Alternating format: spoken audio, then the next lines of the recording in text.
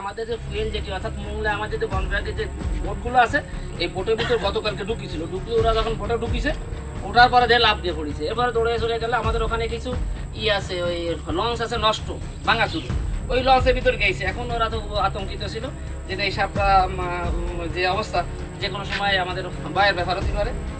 এই জন্য আমাদের সংবাদ দিয়েছে। আমি আজকের হচ্ছে 13 জুলাই 2025, আজ 13 জুলাই 2025 আমি যে সাপটাকে উদ্ধার করলাম। আমার সাথে ছিল আমার এক সহকর্মী, যাই হোক শামীম। তা আমরা এই সাপটাকে আইনি আমাদের এই সুন্দরবনে আমরা এখন অবমুক্ত করবো। সাপটা প্রায় 6 ফিটের মতো লম্বা আছে। এই সাপগুলো আসলে এর সাথে আমি একটু কথা বলি, সেটা হচ্ছে যে আমাদের এলাকায় যে এলাকায় যে সাপ আছে বা অন্যান্য বন্যপ্রাণী যেগুলো থাকা উচিত।